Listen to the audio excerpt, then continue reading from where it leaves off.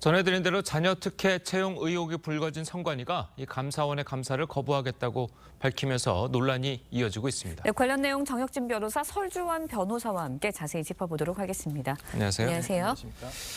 자, 노태학 선관위원장 포함한 선관위원 9명이 결국 고발이 됐어요. 자, 어떻게 보면 감사원 감사를 피하려다가 고발당하는 그런 상태를 맞이한 건 아니겠습니까? 일단 저는 매를 버는 것 같다는 생각이 들어요. 감사원법 보면 51조에 어떻게 규정하고 있냐면요. 감사를 거부하거나 자료 제출 요구에 불응할 경우에는 1년 이하 징역이나 1,000만 원 이하 벌금에 처해지도록 규정하고 있거든요. 예. 그런데 여기에 대해서 불응하는 것은 누가 봐도 명백하니까. 그런데 다만 이제 검찰청법에 따르면은 검사가 수사할 수 있는 범죄가 있어요. 그런데 여기에 감사원법 위반 죄가 포함될지 여부는 좀 잘 모르겠고, 그렇기 때문에 검찰이 수사를 해야 될지 경찰이 수사해야 될지 아니면 공수처가 수사해야 될지 그런 문제는 있을 수 있겠지만 예. 어쨌든 감사원법 위반죄로 충분히 문제가 될 수 있을 것 같다는 생각은 들고요. 네. 그런데 이런 거 저런 거 다 떠나가지고 법을 떠나가지고 상식적으로 누가 봐도 이상한 부당하고 불법적인 일들이 선관위에서 누적적으로 지금까지 벌어졌는데, 그럼에도 불구하고 감사를 회피한다. 이것은 뭔가 더 심각하고 중대한 일들이 있는 것이 아닌가, 이렇게 국민들이 불신할 수밖에 없는 그러한 상황을 선관위가 자초하고 있는 것이 아닌가 하는 생각이 듭니다. 네, 일각에서는 이번 고발건을 검찰이 이제 부정부패로 판단해서 직접 수사하는데 무리가 없을 것이다라는 관측도 나오고 있는데 어떻게 보시나요? 그러니까 이게 아까 말씀해주신 대로 검찰청법의 수사 범위에 해당하는 부분이긴 한데, 과연 부정부패이냐, 이걸 고발한 이정배 시의원 같은 경우에는 이것이 감사 거부 자체가 어떤 채용 비리를 덮기 위한 것이기 때문에 이게 부정부패에 해당한다라고 해서 했는데, 네. 이건 해석의 문제가 남을 것 같아요. 기본적으로 지금 감사원법의 위반이냐, 아까도 말씀해 주셨지만은 이 감사의 범위와 관련해서 우리가 좀 전에 리포트에서 봤다시피 견해가 나뉘고 있거든요. 이게 과연 선관위가 감사원의 감사 대상인가가 상당히 중요하기 때문에 이러한 부분에 대해서 검찰청에서 먼저 저는 유권 해석을 먼저 한 다음에 그다음 수사가 가능하리라 봅니다. 그래서 바로 이것을 부정부패로 판단을 해가지고 검찰청에서 수사를 바로 즉자적으로 할 수 있다라는 부분은 조금 검찰청에서도 상당히 일단 법 해석을 거친 다음에 할 수 있는 부분이라서, 어찌 되었건 간에 이 채용 비리와 관련해 가지고는 수사가 된다는 것은 누구나 다 인정을 하고 있을 것 같아요. 그건 정쟁의 대상이 되는 것은 아니니까요. 그렇지만은 상식적인 것을 상식적인 부분에 있어서 위법하다, 부당하다라는 걸 다 느끼고 있어요. 그렇지만은 법에 근거해서 이런 강제 처분을 할 수 있는 게 아니겠습니까? 재형법정주의에 따라서. 그렇기 때문에 이러한 부분에 대해서 차근차근 법에 있는 충분히 할 수 있는 부분이 있기 때문에 저는 이 부분 검찰청에서도 충분히 검토해서 할 수 있지 않을까 싶습니다. 예를 들어서 그 감사원의 감사를 받거나 안 받거나 이거는 차치하고, 네. 그 채용 비리 건수는 네. 부정부패에 해당하지 않습니까? 그 자체는 부정부패에 해당하죠. 예. 네, 그렇지만은 지금 검찰에서 그것을 바라보는 것이, 그러면 이것이 경찰 수사의 범위인가? 예를 들어서 직권남용이라든지 아니면 위계에 의한 공무집행 방해라든지 이런 것들을 저는 충분히 가능하리라고 보기 때문에, 근데 이제 검찰청에 이게 감사, 그렇죠? 그 앵커께서 말씀해 주신 내용대로 저는 이 채용 비리와 관련해서는 충분히 저는 수사가 가능하리라고 봅니다. 알겠습니다. 자, 그렇다면 이제 수사가 진행이 된다면 어떤 부분들이 이제 주요하게 들여다보게 될까요? 이 수사는 굉장히 심플합니다. 왜냐하면 그 요건이, 그 감사원법의 구성 요건이 감사를 거부하는 경우잖아요. 예. 그런데 감사원이 감사하겠다고 요청을 했는데 선관위가 거부하는 것은 명백하니까 사실관계는 더 이상 볼 것도 없고 법리적인 판단만 남아 있는 거죠. 그렇다라고 하면 결과적으로 선관위의 주장, 다시 말해서 선관위는 감사원의 감사 대상이 아니다, 이 부분만 확인이 되면, 만약에 감사 대상이 아니다라고 하면 무죄가 될 것이고, 감사 대상이 된다라고 하면 1년 이하의 징역이나 1,000만 원 이하의 벌금에 처해지는 것이 당연한 거기 때문에 특별하게 수사할 것도 없을 것 같다는 생각이 듭니다. 네, 만약 이제 말씀해 주셨지만 의혹이 사실로 드러날 경우에는 네. 처벌 수위도 상당할 것 같습니다. 감사원법 위반에 대해서는 방금 정 변호사님께서 얘기해 주신 대로 1년 이하 징역이라는 1,000만 원 예. 벌금인데, 실제 이렇게 되는 경우는 전 처벌받는 사례는 거의 못 봤어요. 왜냐하면 그렇죠. 대부분 감사원의 뭐 감사에 해당하는 정부 기관이라든지 예. 공공투자 뭐 정부에서 예산이 들어가는 기관이라든지 감사 거부하는 일은 거의 없거든요. 근데 그리고 이 법 자체가 어떤 그 처벌을 위한 규정이긴 합니다만은 상당히 감사를 강제하기 위한 어떤 그 지도적 규정이거든요. 예. 그렇다고 한다면 오히려 저는 아까 말씀드린 대로 뭐 그 채용 비리와 관련한 어떤 비리가 드러났었을 때 위법 행위가 드러났었을 때의 그런 처벌 규정이 훨씬 더 강하거든요. 오히려 그런 그렇죠. 부분에 대한 처벌 같은 경우는 뭐 직권남용 같은 경우 상당히 강한 편이고요. 예. 위계관 공무집행 방해에서 3년 이상이기 때문에 이런 부분에 대해서는 오히려 더 강한 처벌이 있기 때문에 저는 이런 부분은 확실하게 수사를 더 해야 된다고 봅니다. 예. 네. 자, 지금 저희가 이제 좀 약간 여기저기 왔다 갔다 한 측면이 있는데 좀 확실하게 얘기를 하자면 지금 고발된 것은 이제 감사원의 감사를 거부한 그 부분에 대해서 이제 고발이 된 상태고 예를 들어서 채용 비리에 관련된 부정부패는 차후에 나중에 이제 검찰에 들여다볼 수 있는 거는 네네. 자, 그렇게 되는 걸 알고 다시 한번 이야기를 하고요. 자, 지금 어쨌든 선관위는 감사원을 이제 감사원의 감사를 거부한다는 게 이제 헌법 이제 97조를 내세워서 거부를 하고 있잖아요. 네네. 자, 그 부분이 정말 거부를 할 건수가 되는 겁니까?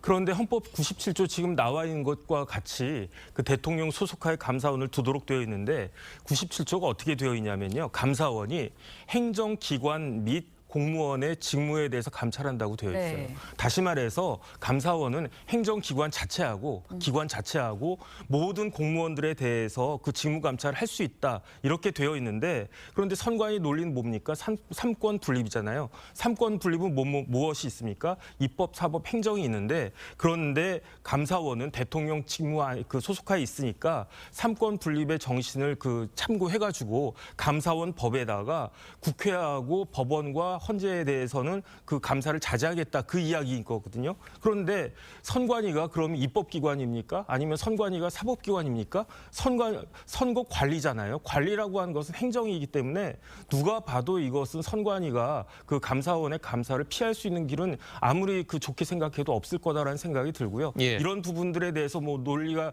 그 서로 간에 이제 그 논박이 있다고 하더라도 결국 결정은 그 법원이 할 것이다라는 생각이 듭니다. 네, 법원이 결국 결정할 것이다라고 해주셨는데 선관위와 감사원이 결국 힘겨루기를 하는 모양새를 좀 네. 보이고 있는 것 같거든요. 네, 네. 그렇다 보니까 결국 헌재의 판단을 좀 받아야 하는 것 아니냐 이런 관측도 나와요. 전국적으로는 그렇게 될 수도 있다고 봅니다. 근데 이 문제가 과연 그냥 해석의 문제이냐? 물론 해석이 문제가 남으니까 과거에서 우리가 보면 1994년도에 YS 김영삼 정부 때도 그러니까 선관위를 감사원의 감사 대상에서 제외하자 아니면 포함하자 이 입법 논의가 있었거든요. 그 뒤로 2001년도에 김대중 정부 때도 이 논의가 있었어요. 당시에는 지금 이게 이제 문제가 뭐냐면 여당과 야당이 바뀌면서 서로 주장이 똑같은 주장을 예. 여당일 때는 이렇게 하고 야당일 때는 이렇게 하거든요. 지금 국민의힘이 그 김대중 정부 때는 감사원의 감사 대상에서 제외하자고 발의를 했었어요. 물론 김영삼 정부 때 발의한 건 지금의 현 민주당이 그 당시에는 감사원을 또 포함시키자 그랬었어요. 네. 그러니까 이게 여야가 서로의 어떤 뭐 이게 당리당략이라는 정략적인 이해관계에 따라서 이 부분을 계속 입법 사항으로 넣으려고 있다는 거거든요. 그렇다고 한다면 이 부분은 해석의 여지가 아직 입법의 문제로 풀리지 않았다는 것을 얘기하고 있는 것이에요. 과거 정치권에서도 이 문제를 가지고 계속 입법을 논의하고 있었다는 자체가 저는 이번 기회에 아니면 저는 이게 뭐 국회 내에서 그러면 이게 당리당략에 따라서 문제가 될 소지가 있다라고 한다면 저는 헌재 판단을 받은 이후에 그걸 입법적으로 해소하는 것이 맞지 않을까라는 생각도 한번 해봅니다. 과거 이제 사례를 좀 드셨는데 지금 사례는 좀 과거랑 좀 반대 아니겠습니까? 네네 그렇습니다. 과거에는 여당이 선관위의 편을 들었다면 지금 그렇죠. 현재는 야당이 좀 선관위 편을 들고 있잖아요. 그렇죠. 약간 그런데, 그러니까 저는 좀 그 프레임이 아직까지는 저는 이렇게 납득되진 않는데, 그러니까 민주당이 선관위를 옹호한다라는 프레임은 아직 민주당에서는 그런 게 없어요. 지금 그러니까 민주당에서도 이 부분에 대한 것은 정확히 어떻게 규정을 짓고 있냐면. 채용 비리는 위법하고 부당하기 때문에 이 부분에 대해서 철저하게 조사를 하고 수사까지 이어야 된다라는 뭐 의견을 가지고 있습니다만 예. 어떤 이 부분과 관련해 가지고 감사원의 감사가 돼야 되느냐는 문제에 있어서 감사를 부정하는 게 아니라 명분의 네. 근거가 없지 않느냐라는 판단에 있고 이건 아직 해석의 문제가 남아있기 때문에 조금 관망하는 자세이지 않느냐라는 생각을 해봅니다. 알겠습니다. 네, 민주당에서 관망하는 자세라고 해주셨는데 국민의힘에서는 선관위가 민주당과 공생적인 동업관계다라는 주장을 하고 있습니다. 여야의 목소리 직접 들어보시죠. 선관위 고위직들이 이토록 겁도 없이 과감하게 고용 세습을 저지를 수 있었던 이유가 민주당과 공생적 동업 관계를 형성했기 때문은 아닌지 하는 의심이 듭니다. 여당의 정치 공세성 주장까지 일일이 답변할 건 아니라고 보고요. 다만 채용비리 국정조사에 대해서 여야 공감대가 있기 때문에 조속히 국회에서 그 문제를 논의했으면 합니다. 자, 들으신 것처럼 국민의힘은 이제 과거 선거 때마다 이 선관위가 민주당에 유리하게 편파적인 해석을 했었다. 자, 그렇기 때문에 공생관계다. 자, 이렇게까지 이야기를 했습니다. 그런데 이제 선관위가 그동안의 공직선거법 해석과 관련해서 일관성이 없었던 건 사실이었던 것 같고요. 그런데 전 그런 걸 다 떠나가지고 편파적이고 그런 걸 떠나가지고 선관위가 너무너무 무능하고 무성의했다. 21세기 3만 5천 불 그 국가에 있어서 소쿠리 네. 투표가 뭡니까? 우리나라에 선거함이 없습니까? 그런데 소쿠리에다가 쓰레기 봉지에다가 그 신성한 유권자들의 표를 그렇게 담는 그런 선관위가 전 세계에 어디 있겠습니까? 그것도 지방선거도 아니고 총선도 아니고 국가의 운명을 좌우한 대선에 있어서 저런 행태를 갖다 보였는데 더 가관이었던 거는 당시 선관위원장이 출근도 하지 않았단 말이에요. 네. 이런 그 모습을 보여주면서도 이제는 무성의에다가 무책임까지 해가지고 헌법기관 운운하면서 감사원의 감사를 회피하려고 하는 것을 도대체 어떤 국민들이 납득할 수 있겠는가, 여기에 대해서 자성해야 될 것이다라고 생각이 됩니다. 네, 선관위의 편향성 논란 계속해서 지적이 되어 왔거든요. 그렇다 보니까 국민의힘에서는 노태학 선관위원장이 자진 사퇴를 해야 한다라는 이야기도 나오고 있습니다. 네. 그런데 위원장이 바뀐다고 해서 편향성 논란이 자주 수그러들 수 있을까요? 그러니까 이게 선관위원장은 지금 헌법에 호선으로 돼 있거든요. 그러니까 누가 임명을 하는 게 아니라 중앙선관위 위원 중 9명 중에서 서로 네. 해서 우리가 이 사람을 위원장을 하겠다라고 하는 체제이라서 보통은 대법관 출신들이 보통 선관위원장을 역임하셨던 것이 관행적으로 있었던 일인데 네. 이제 문제는 오히려 그 선관위원장이 대법관을 같이 겸임하고 있기 때문에 원래 재판을 하시는 분들이지 선관위 업무를 전담해서 하시지는 않기 때문에 발생한 문제라고도 저는 생각이 들어요.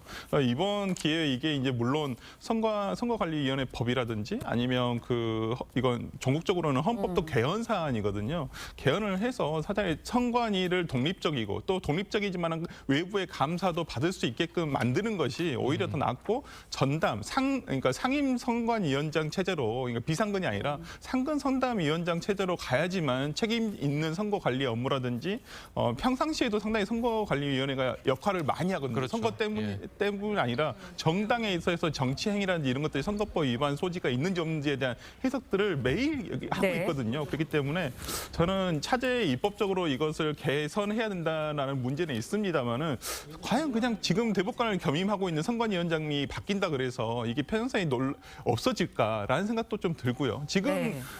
노태학 선관위원장 같은 경우에는 국민의힘에서는 김명수 대법관이 지명을 한 사람이라서 좀 편향성이 문제가 있다라고 하지만은 근데 저는 이분은 과거 대법관으로서 판결들을 보면 과연 그렇게 편향돼 있나라는 생각이 좀 들어요. 제가 눈여겨보는 판결은 뭐냐면 이재명 당시 경기도지사 그 선거법 위반 사건에서 이분 유죄 판결을 냈었어요. 당시에 유죄 판결을 했었고 또 눈에 띄는 것은 이석기 의원 등 그 통진당 해산 이후에 국회의원 지위 확인 소송과 관련해 가지고는 그 지위 박탈한 것이 합법적이다라고 정당하다라고 판결을 내리는 것 같이 상당히 그 판결이 치우치지는 않거든요. 저는 이분의 성향 자체가 중도이지 진보다 보수다라고 보기는 좀 힘들 것 같고요.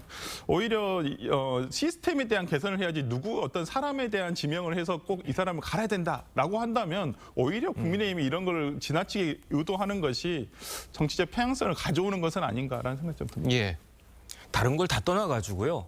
조직이 이 정도가 되어 있으면 누가 됐든지 간에 조직의 장은 책임지고 물러나는 게 그 당연한 거 아니겠습니까? 지난번 할로윈 참사 관련해서 그 야당에서 그렇게 주장했던 것이 왜 행안부 장관이 물러나야 된다라고 그렇게 이야기했습니까? 뭐 이런저런 일들 생기면 장관들 물러나는 것과 똑같은데 더군다나 선관위원장은 물러나도 대법관 직위는 유지가 되고 있기 때문에 왜 저 자리에 연연해 하는지 저는 좀 납득이 되지가 않습니다. 예, 네. 알겠습니다. 자, 오늘 두 분 변호사님 말씀은 여기까지 듣겠습니다. 잘 들었습니다. 고맙습니다.